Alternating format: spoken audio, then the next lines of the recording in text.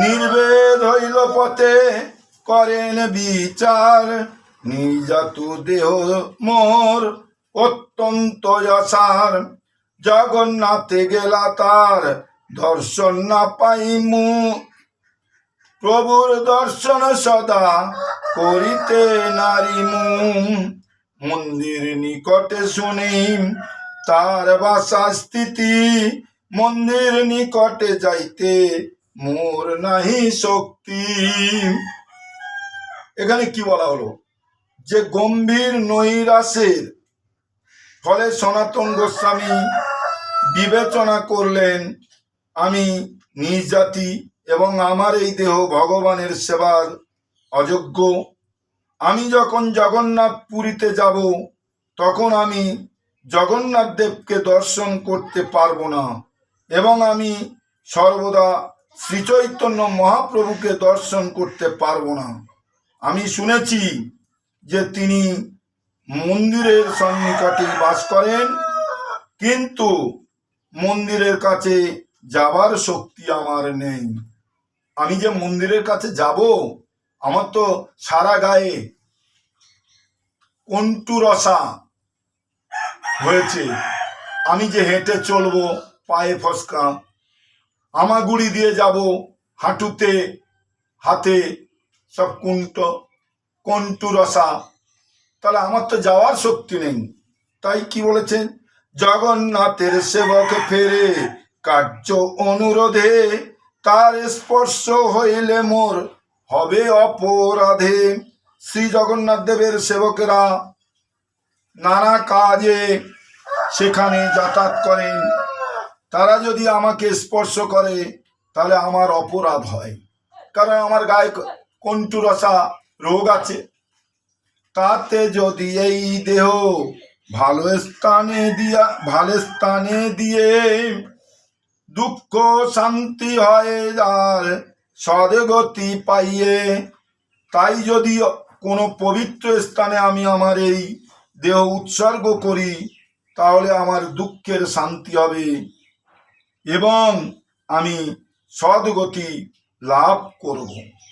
কত সুন্দর একটা কথা। জগন্নাথ রথযাত্রা হইবেন বাহির, জগন্নাথ রথযাত্রায় হইবেন বাহির, তার রথ চাকায় ছাড়িমু এই শরীর। জগন্নাথের রথযাত্রার সময় জগন্নাথ দেবের জগন্নাথ দেব যখন বাইরে আসবেন, তখন তার রথের চাকার নিচে আমার এই দেহ ত্যাগ করব। হরে কৃষ্ণ। মহাপ্রভুর আগে আর দেখি জগন্নাথ, রথে দেহ ছাড়িমু এই পরম পুরুষার্থ। শ্রী জগন্নাথ দেবকে দর্শন করে আমি শ্রী চৈতন্য মহাপ্রভুর সামনে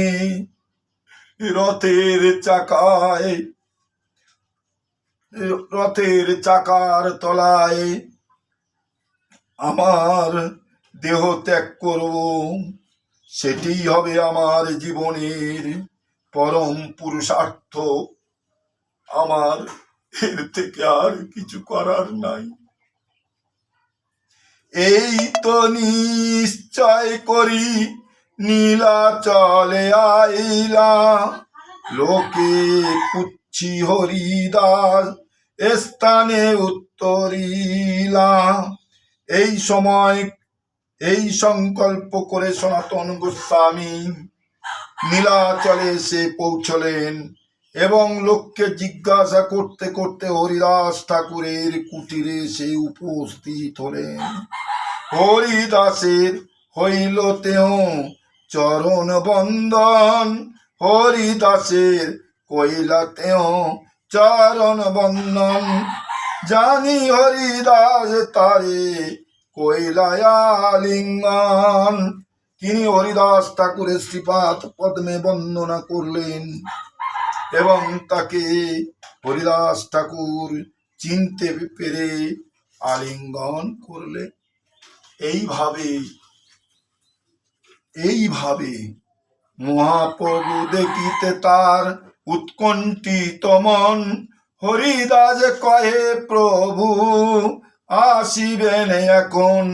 শ্রী চৈতন্য মহাপ্রভুকে দর্শন করতে সনাতন গোস্বামীর মন উৎকণ্ঠিত হয়ে উঠেছিল। তাই হরিদাস ঠাকুর বললেন, মহাপ্রভু শীঘ্রই আসবেন। হেন কালে প্রভু উপভোগ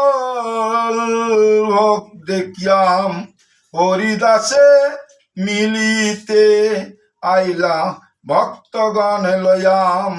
সেই সময় শ্রী চৈতন্য মহাপ্রভু জগন্নাথ দেবের মন্দিরে উপলভোগ নিবেদন দর্শন করে তার ভক্তদের নিয়ে হরিদাস ঠাকুরের সঙ্গে সাক্ষাৎ করতে এলেন।